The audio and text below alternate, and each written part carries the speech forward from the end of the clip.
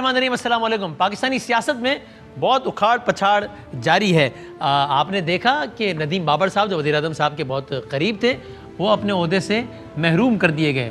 آپ جانتے ہیں کہ حفیظ شیخ صاحب جو کہ پاکستان کی معیشت چلانے کے ذمہ دار ہیں پچھلے بہت عرصے سے، سارا معیشت کا نظم و نسق سنبھالے میں، ان کو عہدے سے ہٹانے کے فیصلے کی خبر آ گئی ہے۔ حماد اظہر صاحب نئے وزیر خزانہ ہوں گے، اس کی خبریں ہیں، اور اس پر ہم بات کریں گے کابینہ میں کیا ہو رہا ہے، کیوں ہو رہا ہے۔ پیپلز پارٹی اور نون لیگ کے معاملات ظاہر ہے بہت واضح طور پر راہیں جدا جدا نظر آ رہی ہیں۔ پہلے استعفوں کا ایشو تھا، اور اس کے بعد آپ نے ڈیورنگ دی ویکنڈ یہ بھی ڈیولپمنٹ دیکھی کہ ایک حیران کن بات اس وقت سامنے آئی جب پیپلز پارٹی کا ایک وفد اس وقت کے جب مریم بی بی کے ساتھ بیٹھا تھا تب نون لیگ کی نالج میں بات نہیں تھی، اور پیپلز پارٹی کی یوسف رضا گیلانی صاحب چلے گئے سینٹ میں متعلقہ شخصیت کے پاس، کہ یعنی کہ سندرانی صاحب کے پاس جو اس وقت ریلیونٹ تھے، کہ جناب ہمیں اپوزیشن لیڈر بنایا جائے، اور یوں نون لیگ اپوزیشن لیڈر کے عہدے سے بھی محروم ہو گئی۔ تو یہ اپوزیشن کا آپس میں کیا بنے گا، گورنمنٹ میں کیوں اتنی اکھاڑ پچھاڑ ہو رہی ہے، یہ سب کچھ اور بہت کچھ۔ شاہد خاقان عباسی صاحب نے بھی بیان دیا کہ بھائی میرے گھر پہ وہ میٹنگ ہوئی تھی کہ جس میں کہا کہ فیصلہ ہوا تھا کہ قائد اسپتال میری جماعت سے ہوگا، نون لیگ سے ہوگا۔ ایک اور بات بھی ہے کہ جناب پیپلز پارٹی نے دعویٰ کیا ہے کہ پنجاب میں وہ تبدیلی لے آئیں گے، تحریک عدم اعتماد لے آئیں گے۔ کیسے لے آئیں گے؟ اگر نون لیگ اور پیپلز پارٹی کی راہیں جدا ہے تو پیپلز پارٹی پنجاب میں عدم اعتماد کیسے لائے گی؟ بہت ساری اور باتیں بھی ہیں۔ تشریف فرمائے جناب شرجیل انعام میمن صاحب جو کہ آف کورس ایم پی ہیں سندھ اسمبلی کے، پاکستان پیپلز پارٹی سے تعلق اور سینئر رہنما ہیں۔ پاکستان تحریک انصاف سے ایم این اے ہیں جناب فاروق حبیب صاحب جو کہ یوسف رضا گیلانی صاحب کے حوالے سے الیکشن کمیشن آف پاکستان میں بھی گئے ہوئے ہیں۔ اور چونکہ سینٹ کا معاملہ ہے تو جو نو منتخب سینیٹرز ہیں پاکستان مسلم لیگ نون کے چند، ان میں سے ایک ہیں جناب ڈاکٹر عفنان اللہ خان صاحب جو کہ اب سینیٹر ہیں پاکستان مسلم لیگ نون کے، آپ مرحوم مشاہد اللہ صاحب کے صاحبزادے بھی ہیں۔ تینوں کا بہت بہت شکریہ۔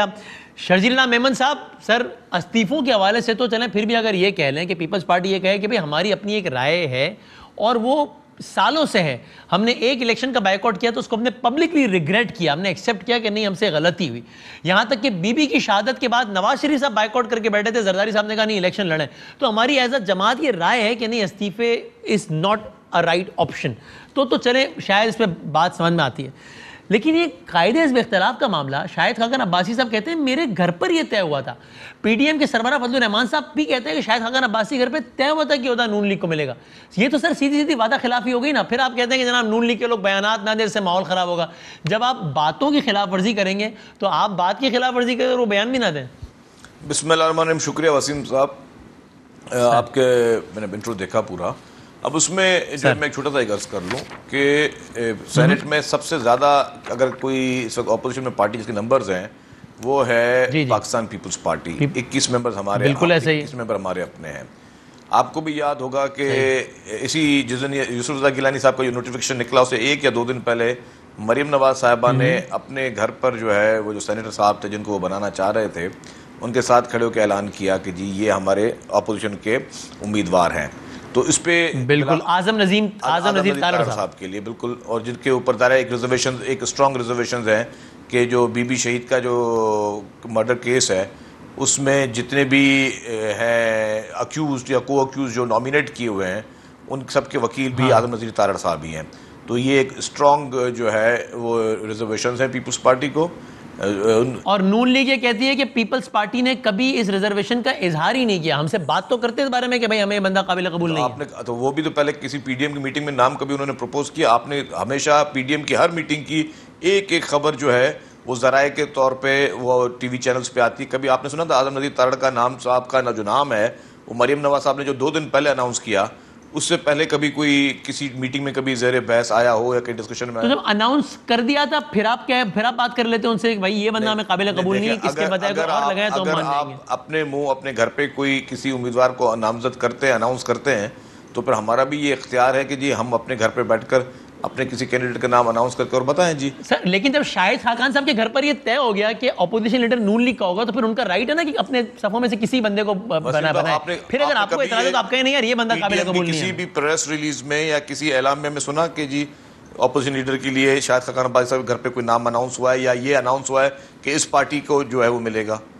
یہ تو کہیں پہ نہیں۔ ہر بات جو طے ہوتی ہے اس کی پریس ریلیز تو نہیں آئی ہے نا، یہ تو ارینجمنٹ نہیں ہو گیا۔ بالکل آتی ہے جی، آپ دیکھیں گے پی ڈی ایم کے باقاعدہ پریس کانفرنس ہوتی ہے میٹنگ کے بعد یا اعلامیہ جاری ہوتے ہیں کسی تو آپ کہہ رہے ہیں یہ طے ہی، یہ بات کہنا ہی غلط ہے کہ یہ طے ہو گیا تھا کہ جناب chairman senate Peoples party, deputy جو ہے وہ مولانا صاحب کی پارٹی کا بندہ اور اپوزیشن لیڈر ان کا، یہ کہنا ہی غلط ہے، یہ طے ہی نہیں ہوا. بالکل نہیں. اور اس میں ایک اور چیز بتا دوں، اگر آپ کو یاد ہو جب بلاول صاحب نے سیکنڈ اسی دن پریس کانفرنس کی تھی اور انہوں نے یہ بڑے وثوق کے ساتھ کہا تھا کہ اگر کوئی کسی کا یہ ارادہ تھا تو مجھ سے، مطلب بلاول صاحب سے پی ڈی ایم کے سربراہ مولانا فضل الرحمان صاحب یا مریم نواز صاحبہ رابطہ کرتے تو ڈیفینیٹلی جو ہے اس پہ بات چیت ہو سکتی تھی، لیکن ڈیفینیٹلی نمبرز. اور انہوں نے یہ کہا مریم بی بی نے کہ اگر اتنے ہی بےتابی تھی کہ بھائی گیلانی صاحب کو بنانا ہے تو اپنی مجبوری ہمیں بتاتے، پی ٹی آئی سے کیوں مدد لے لی، باپ سے کیوں مدد لے لی، ہم نواز شریف کہتے چلو نواز شریف نے ووٹ دیتا کہ بنا لو. دیکھیے جی پی ٹی آئی سے کوئی مدد نہیں، لیکن میں آپ کو چھوٹی سی بات بتاؤں.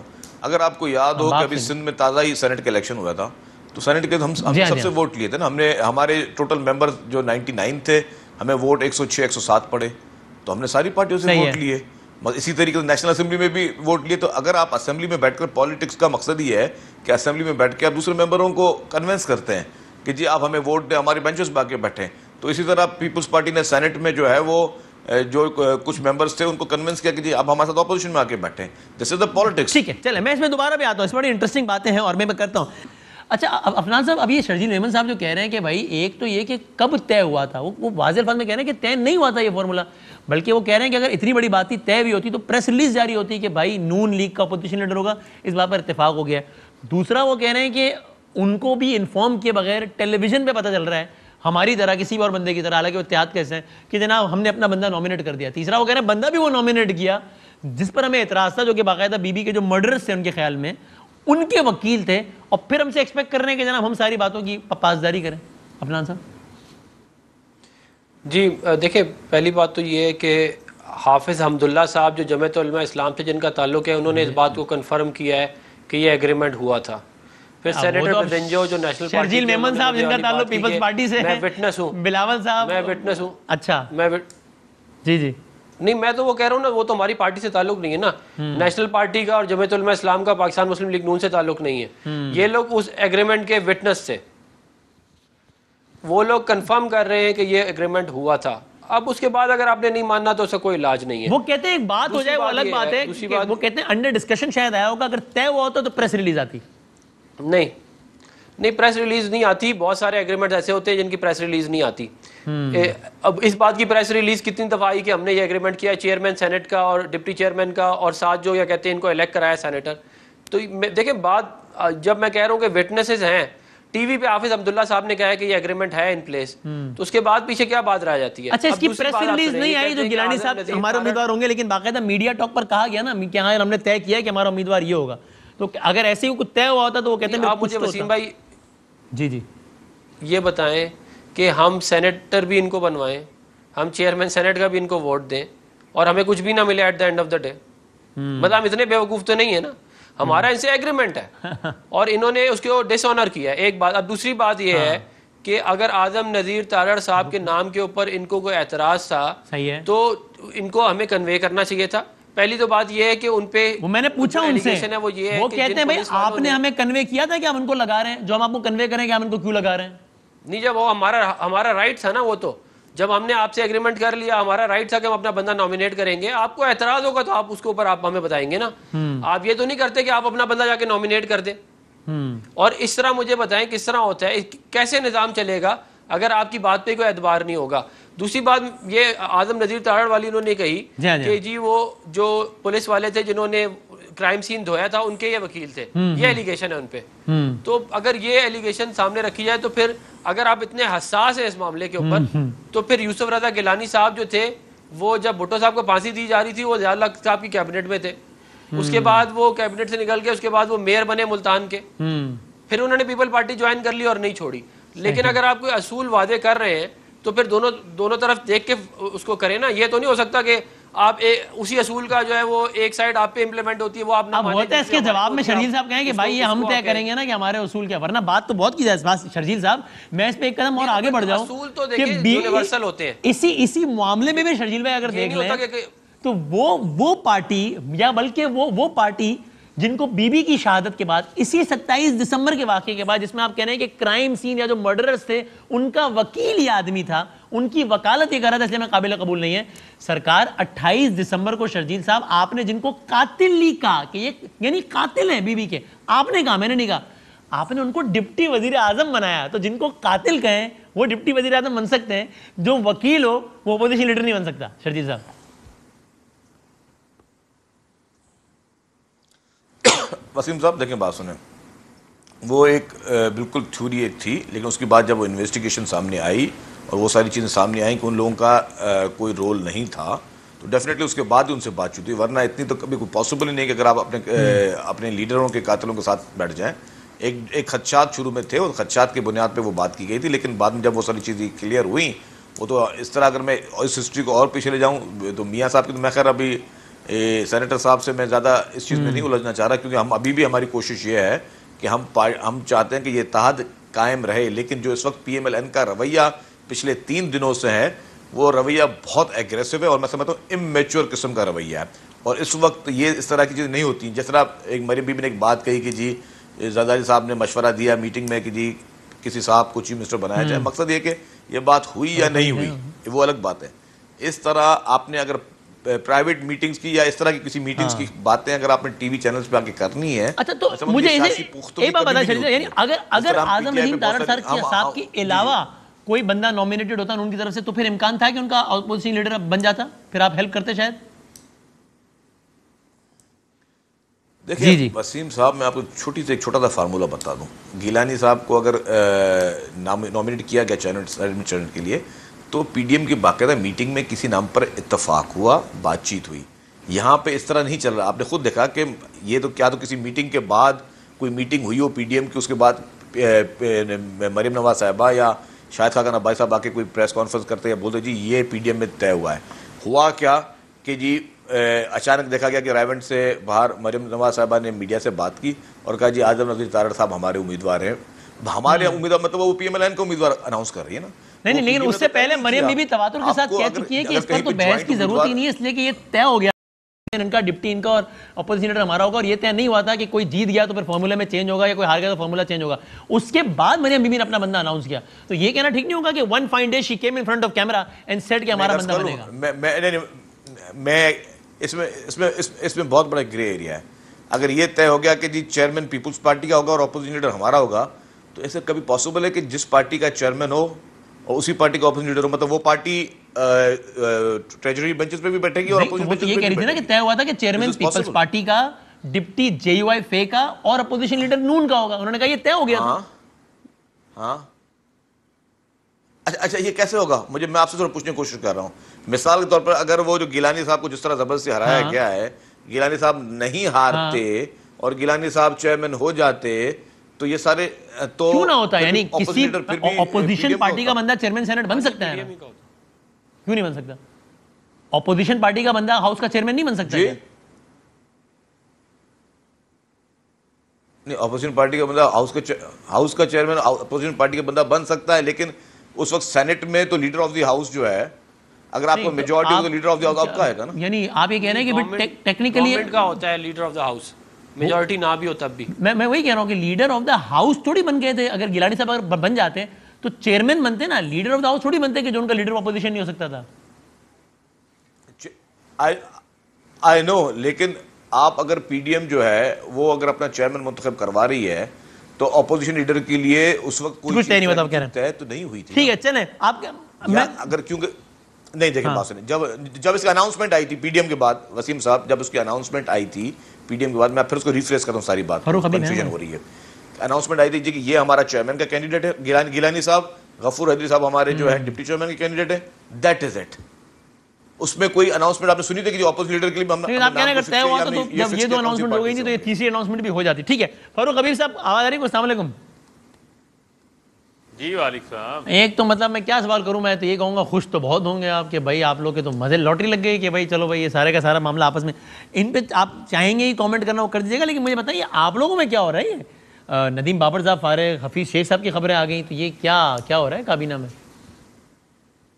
دیکھیں بدامی صاحب, جو پہلی ابھی صورتحال آپ کے سامنے تھی اس میں بڑی واضح چیز ہے یہ ہے کہ ہم نے تو پی ایم ایل این سے یہی سنا کہ یسر رضا گیلانی بڑی عظیم شخصیت ہیں، پارلیمنٹیرینز کو بہت اچھا ساتھ لے کے چلتے ہیں، جب وزیر اعظم تھے بڑا اچھا کانڈکٹ ان کا رہا، بہت اچھے انسان ہیں.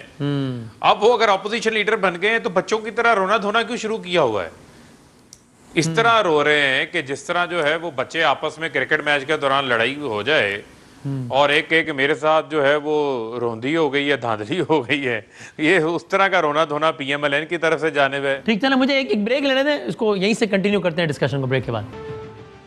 جی خوش آمدید کہتے ہیں آپ کو پروگرام ایک بار پھر. آپ نے لیکن کبھی پارلیمان کی تاریخ میں سنا ہے کہ ایک پارٹی کے اپوزیشن لیڈر کو حکومتی پارٹی کے یعنی جنہوں نے کل حکومت کے بندے کو چیئرمین کا ووٹ دیا ہو وہ آج جو ہے وہ اپوزیشن کے بندے کو اپوزیشن لیڈر کا ووٹ دے دیں؟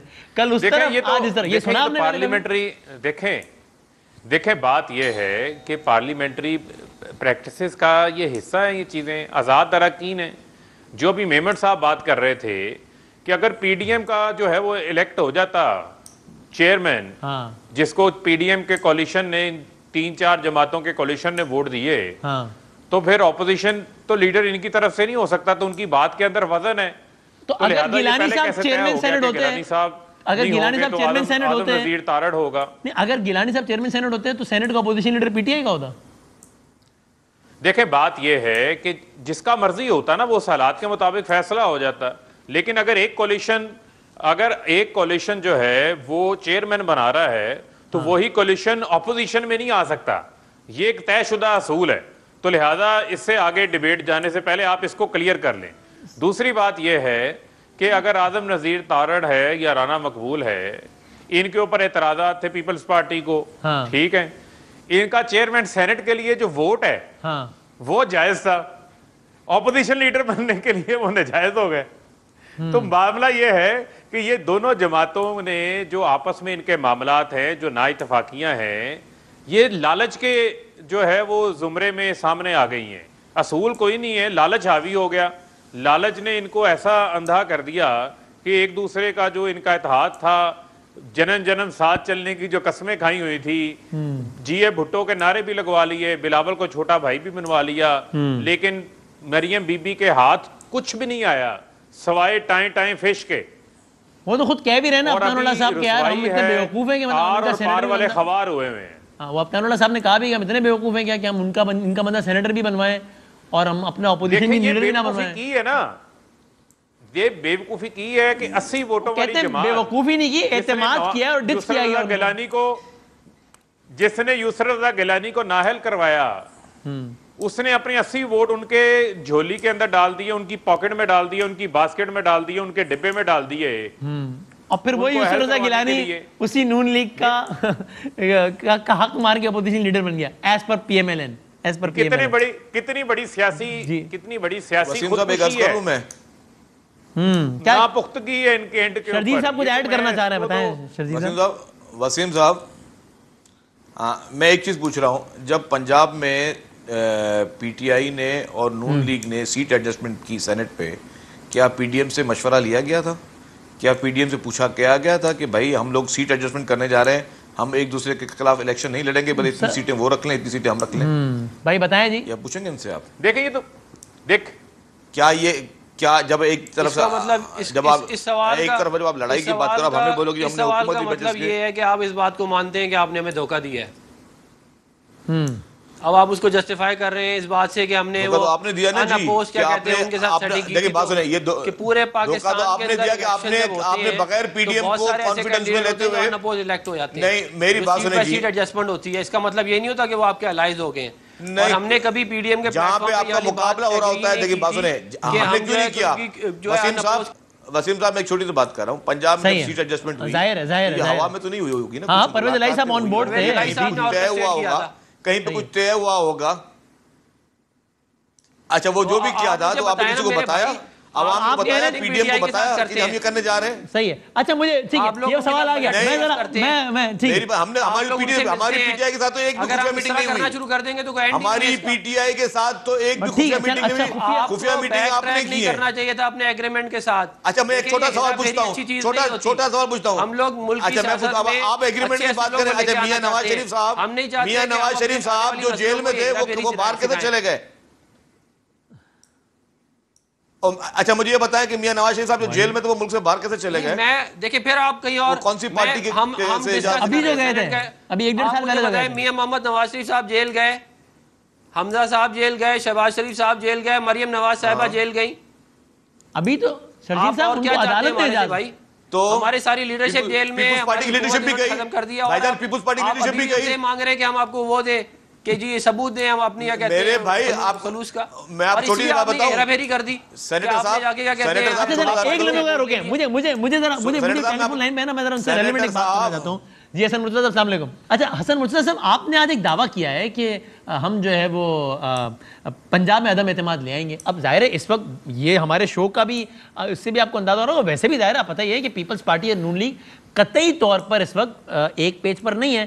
نون لیگ کی رضامندی کے بغیر پنجاب میں پیپلز پارٹی ایک کامیاب تحریک عدم اعتماد کیسے لائے گی, جس کا آپ نے دعویٰ کر دیا ہے آج؟ قطعاً ہم نے یہ دعویٰ نہیں کیا کہ ہم یہاں پہ تحریک عدم اعتماد لے کے آئیں گے.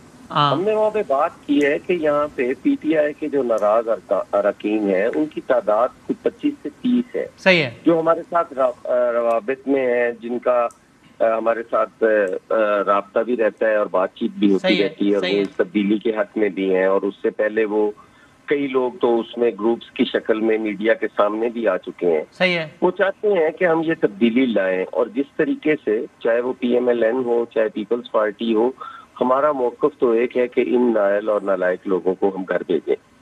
اگر اس پہ ہم بات کرتے ہیں نو کانفیڈنس کی اور کہتے ہیں کہ یہ حق بنتا ہے مسلم لیگ نون کا, اور مسلم لیگ نون کو باہر آنا چاہیے اور ہم ان کا ساتھ دیں گے. سر میرا سوال ہی تو یہی ہے رائے صاحب کہ ظاہر حسن مرتضیٰ صاحب کہ اگر آپ ظاہر تبدیلی لائیں گے تو اس کا طریقہ کار اناؤس تبدیلی کا عدم اعتماد ہوگا اس میں, اور نون لیگ کو ملائے بغیر ہو نہیں سکتا, آپ بھی کہہ رہے ہیں, میں یہ کہہ رہا ہوں کہ لیکن یہ عملاً کیسے ممکن ہے؟ نون لیگ تو کل جب آپ کے ساتھ اچھے تعلقات تھے تب اس آپشن میں نہیں مانی, تو آج کیسے مانے گی؟ دیکھیں جی, یہ سیاستدان جو ہیں یا جو پولیٹیکل لوگ ہیں وہ یہ ڈائیلاگز کرتے رہتے ہیں. اس پہ یہ نا امیدی کر کے بیٹھ جانا کہ آج نون لیگ یہ کہہ رہی ہے. نون لیگ تو کل کہتی تھی کہ ہم ریزائن کریں گے, اور آج وہ کہتے ہیں کہ ہم ریزائن نہیں کریں گے. یہ الزام تو آپ لوگوں پر ہے کہ آپ لوگوں نے کہا تھا ریزائن کریں گے, منع کر دیا ہے. وہ تو کہہ رہے ہیں وہ کہہ رہے ہیں استعفوں کی بات پی ڈی ایم کے پلیٹ فارم پہ بھی سب ساتھ کریں گے, آپ مکر گئے. ہم مکر نہیں گئے, ہم تو پہلے دن سے اس بات پہ نہیں تھے کہ ہم ریزائن کریں گے. اس اعلامیہ میں پیپلز پارٹی کے دستخط نہیں ہے کہ مناسب وقتوں پر استعفے دیے جائیں گے؟ جی بالکل یقیناً ہے. تو پھر ان 26 نکات میں سے ایک نقطہ یہ بھی تھا کہ ہم ریزائن کریں گے, لیکن اس سے پہلے جو 25 آپشن تھیں انہیں ایگزاسٹ کر لیا کہ ہم ریزائن کر دیں. پیپلز پارٹی نے تو پہلے دن کہا تھا کہ ہم ریزائن اس صورت میں کریں گے جب یہ ضروری ہو جائیں گے, اس کے علاوہ کوئی آپشن نہیں بچے گی. میں ذرا اسی آپ کی والی بات پہ عفنان صاحب جو نون لیگ کے سینیٹر ہیں ان سے آپ رسپونڈ کرتے ہیں. عفنان صاحب, یہ تجویز آپ لوگوں کو کیوں ٹھیک نہیں لگ رہی جو حسن مرتضیٰ صاحب دے رہے ہیں کہ بھائی ان کے 25-30 لوگ ناراض ہیں, 7-8 ہمارے ہیں, اور نون لیگ اپنی اکثریت ہے, بھائی آؤ سب مل کے جو ہے وہ پنجاب کی حکومت گراتے ہیں. جب وہ حکومت گرے گی آٹومیٹکلی, جب پنجاب گرے گا عمران خان کمزور ہوگا, جب کمزور ہوگا تو عمران خان کو گرانا زیادہ آسان ہو جائے گا. کیوں ابھی سے استعفے کے آپشن پہ جا رہے ہو عفنان صاحب؟ دیکھیں بات یہ ہے کہ جو 26 نکات تھے جن کے اوپر یہ میرے بھائی ابھی بات کر رہے ہیں, جی ان کے اوپر ان میں سے بہت سارے ایسے نکات تھے جو ہم نے ایگزاسٹ کیے ہیں, جن کے اندر انہوں نے کہا کہ ہمارا پہلے پلان تھا کہ سینٹ الیکشن میں نہیں جائیں گے, انہوں نے کہا آپ جائیں. اس سے پہلے ہمارا استعفے دینے کا تھا, انہوں نے کہا نہیں رکیں جی, ہم پہلے جو ہے ملک گیر احتجاج کریں گے. تو یہ نہیں ہے کہ ہم نے پیپل پارٹی کی جو آپشنز پیپل پارٹی نے ہمیں دیے ہم نے ان کو ایگزاسٹ نہیں کیا. اب ہم ان سے یہ پوچھتے ہیں کہ اب ہمارے پاس رہ کیا گیا کرنے کے لیے. وہ کہہ رہے ہیں نا, بتا رہے ہیں پنجاب کے کیونکہ باقی سارے آپشن تو ہم نے ایکسپلائٹ کر لیے. وہ کہہ رہے ہیں ایگزیکٹلی بتا رہے ہیں کہ آپشن جہاں تک بات رہ گئی ہے پنجاب کی. ہاں جی میں پنجاب پہ آ رہا ہوں. جی پنجاب کی دیکھیں بات یہ ہے کہ اب مسئلہ یہ نہیں ہے کہ پنجاب میں نو کانفیڈنس موشن آئے گی کہ نہیں آئے گی. اب تو پہلے یہ اس بات کا جواب دیں کہ آپ کے ساتھ کام کرنے کے لیے کوئی نیا فریم ورک بنانا پڑے گا کوئی نیا اصول آپ کے ساتھ کیونکہ آپ قابل اعتبار نہیں رہے. پہلے تو اب تو جو ٹرسٹ کا ایشو آ گیا نا اس کو ہمیں برج کرنا پڑے گا, اس کے بعد یہ باتیں ہو سکتی ہیں. لیکن ابھی تو پہلے دیکھیں نا, اگر تو یہ ہو کہ ہم ایک ایگریمنٹ کریں اور ایک پارٹی سے بیک ٹریک کر جائے تو جب پنجاب میں سیٹ ایڈجسٹمنٹ ہو رہی تھی تب ٹرسٹ کہاں گیا تھا؟ تب کون سی پارٹی سے پوچھ کے کیا گیا تھا پنجاب میں جب انہوں نے سیٹ ایڈجسٹمنٹ کی تھی پی ٹی آئی کے ساتھ مل کر؟ تو آپ نے بجٹ کیا تھا, آپ نے پی ٹی آئی کے ساتھ بجٹ ڈسکس کرتے ہیں, آپ کے فائنانس منسٹر کیوں کرتے ہیں بھائی, آپ پی ٹی آئی کے لوگوں سے کیوں ملتے ہیں؟ اگر اس لیول پہ جا کے آپ یہ کہہ رہے ہیں کہ پی ٹی ایم کے پلیٹ فارم پہ ہونا ہے تو پھر سندھ گورنمنٹ وفاق سے پیسے بھی نہ لیا کرے. نہیں وہ تو آپ لوگ دو گورنمنٹس کا ساتھ کام کرنا اصول اپنے تو نہیں بنا سکتے نا رن ٹائم کے اوپر. اگر ہمارا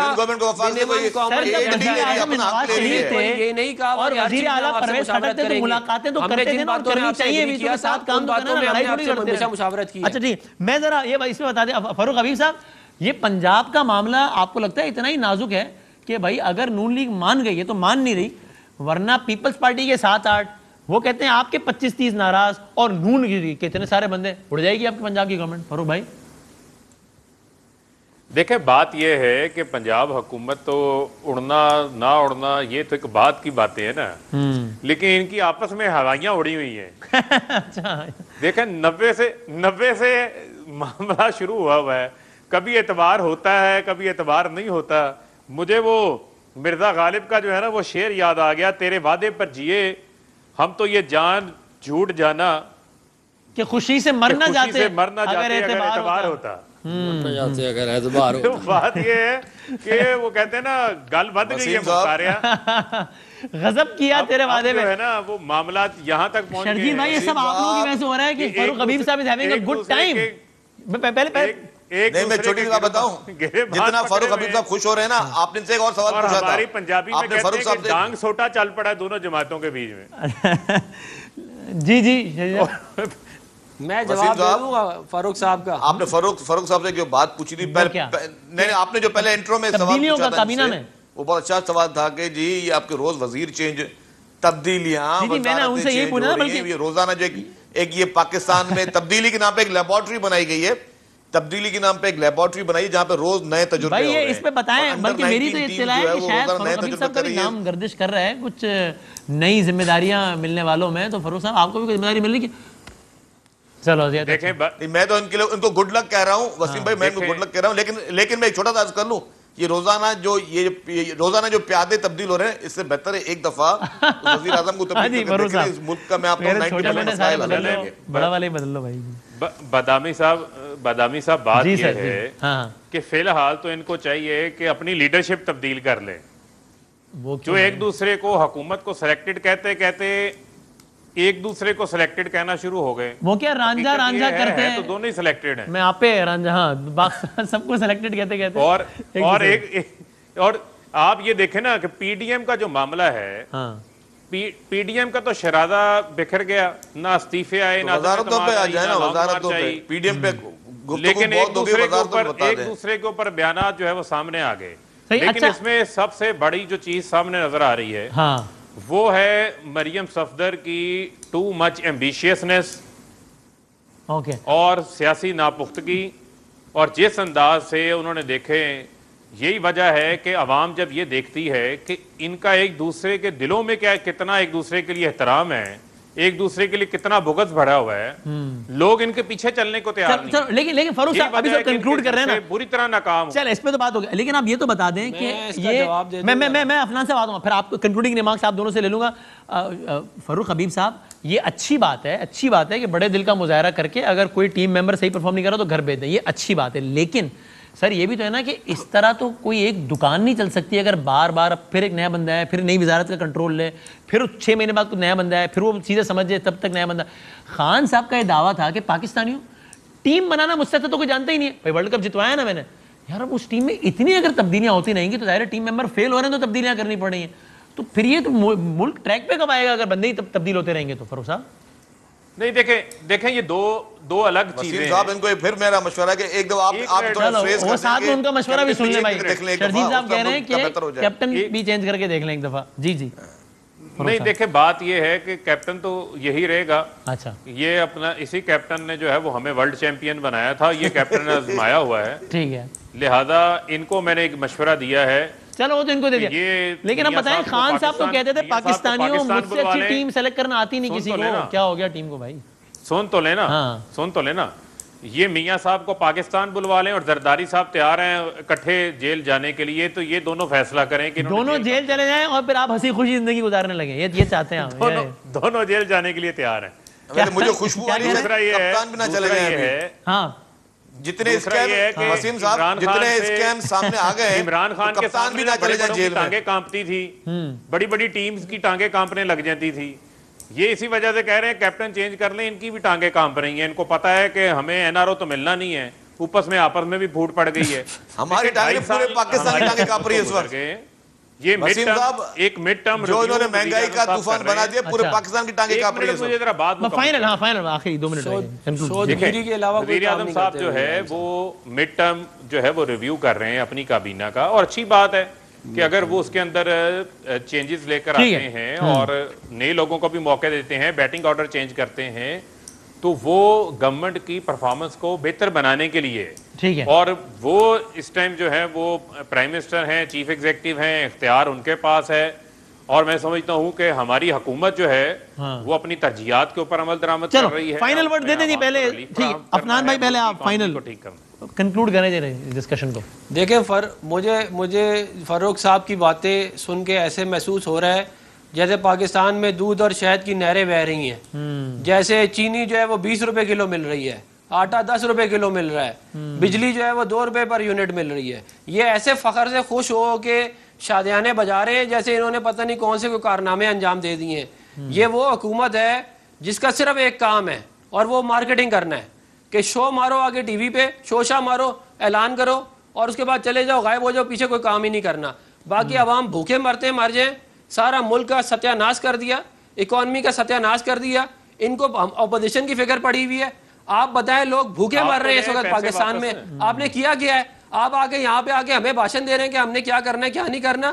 آپ لوگ یہ بتائیں کہ چینی 110 روپے کی کیوں ہے, آٹا 70 روپے کلو کیوں ہے, جو ہے کیا کہتے ہیں دالیں مہنگی کیوں ہے, ڈالر 155 روپے کا کیوں ہے, G D P growth rate -1.4 کیوں ہے, لوگ سارے کے سارے ان امپلائڈ ہیں, مہنگائی 20% کے اوپر ہے. آپ آگے ہمیں بھاشن دے رہے ہیں. فائنل ورڈ شرجیل بھائی لاسٹ منٹ ہے, بات ہے ملک تباہ. ایک بڑی معصومانہ سوال ہے شرجیل بھائی, اسے اینڈ کر دیں بس کہ بھائی اب تو آپ کو یقین ہو گیا نا کہ یہ سارے جو لوگ ہیں اپوزیشن کے وہ ایک پیج پر ہے نا, آپ کے پاس اپوزیشن کے پاس زیادہ نمبرز ہیں, بس پھر دیر کس چیز کی ہے یار. کل عدم اعتماد ہے سندرانی صاحب کو اڑا دیں تاکہ چیئرمین سینٹ ہی بن جائے نا گیلانی صاحب اپوزیشن لیڈر کیوں, کیونکہ بندے تو آپ کے پاس آ گئے ہیں باپ کے, اور یہ جنرلی اپوزیشن کے بندے ہیں, یہ وکٹ کے دونوں طرف تو کھیل نہیں رہے. آپ کے خیال میں لائیں عدم اعتماد اڑائیں؟ وسیم صاحب میں آپ بالکل ایمانداری سے بات بتاؤں کہ اگر انشاءاللہ پی ڈی ایم متحد رہے گی, مجھے ایک امید ہے, ٹھیک ہے, اب آگے ہوتا کیا وہ خدا کو پتا ہے, پی ڈی ایم متحد رہے گی, اور اگر ہم لوگ استعفے نہ دیں اور جس طرح یہ ملک اس وقت چل رہا ہے, ہم vote of no confidence chairman senate کے خلاف بھی لا سکتے ہیں, ہم پرائم منسٹر کے خلاف بھی لا سکتے ہیں. جس طرح حافظ شیخ کو شکست ہوئی, ایک زرداری صاحب کی بات کو سمجھنے کی کوشش کریں سب, جس طرح حافظ شیخ کو شکست ہوئی اسی طریقے سے آپ دیکھیے گا کہ پرائم منسٹر کے خلاف بھی ووٹ آف نو کانفیڈنس کامیاب, یہی اسمبلی بنائے گی, یہی پی ٹی آئی کے جو وزیر موجودہ وزیر بھی ہیں وہ بھی, اور ایم این ایز بھی, وہ سخت. آپ کہہ رہے ہیں پی ڈی ایم قائم رہے تو پی ٹی آئی قائم نہیں رہے. یہاں ٹاک شو پہ بات کرنا وسیم صاحب, پی ڈی ایم بیدار ہوئی ایک دوسرے سے, وہ نصیب کی بات ہے. وہ تو پھر اگر عمران خان کا نصیب, اگر پی ڈی ایم کو نقصان پہنچا تو میں سمجھوں گا کہ نہیں, میں سمجھتا ہوں وسیم صاحب اگر پی ڈی ایم کو نقصان پہنچا تو عمران خان صاحب کا گڈ لک ہے. لیکن اب میری بات پوری بات میرا سن, میں آخری بات یہ کر رہا تھا کہ لٹرلی اس وقت یہ فاروق حبیب صاحب یا کوئی پوچھیں کوئی اپنے حلقے میں جا سکتا ہے؟ یہ لوگ کوئی نہیں جا سکتا, کہ اس وقت عوام کا بہت برا حال ہے. پورے پاکستان کی 70 سال کی تاریخ میں اللہ نہ کرے جو آج پوزیشن ہوئی ہے, میں کہتا ہوں اس کا اگر فوری طور پر ازالہ نہیں کیا گیا, اور میں گڈ لک بھی کہتا ہوں, یہ نہیں کہ اس کا نہیں آپ نے حساب نہیں, وہ جناب وہ آپ کو دیکھ لے کیا کر کے گیا ہے, کون کر کے گیا ہے, جو ابھی آپ نے وزیروں کو. شرجیل میمن صاحب کہتے ہیں پی ڈی ایم میں اگر آج پھڈا پڑ گیا ہے, پی ڈی ایم اس طرح قائم نہیں ہے تو یہ عمران خان کا گڈ لک ہے, کیونکہ اگر پی ڈی ایم قائم رہتی ہے تو تو پی ٹی آئی قائم نہیں رہے گی. تینوں مہمانوں کا بہت شکریہ. بریک کے بعد ہم کنکلوڈ کرتے ہیں اپنے بات. جاتے جاتے آج شب برات ہے, شب نیمہ شعبان ہے. کئی عنوانوں سے بہت ہی متبرک رات ظاہر ہے, اور ابھی جب آپ یہ پروگرام دیکھ رہے ہوں گے تب آپ براہ راست نشریات بھی دیکھ رہے ہوں گے. تو آپ سب لوگوں کو آج کی اس رات کی بہت بہت مبارکباد بھی, اور یہ گزارش بھی, استدعا بھی کہ اگر ذاتی طور پر میری طرف سے بھی استدعا کہ کسی بھی عمل سے, کسی بھی بات سے, لہجے سے کسی مہمان یا آپ کسی ویور میں سے کسی کی کوئی دل آزاری ہوئی ہو تو میں بہت صدق دل سے معذرت خواہ ہوں.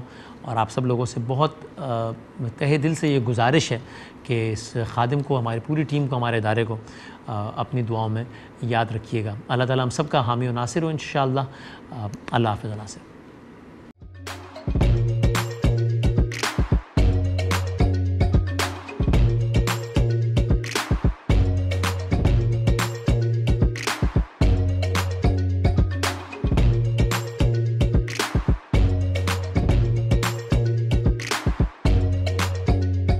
Instead of saving up for a new toy or a trip to Disney World, a 70-year-old بدلاً من توفير لعبة جديدة 来自阿拉巴马州的一名7岁女孩没有花 एक नए खिलौने या डिज्नी वर्ल्ड की यात्रा के लिए बचत करने के बजाय Alabama Anstatt für ein neues Spielzeug oder eine Reise nach Disney World zu sparen, hat Anstatt für un neus Spielzeug oder eine Reise nach Disney World zu sparen,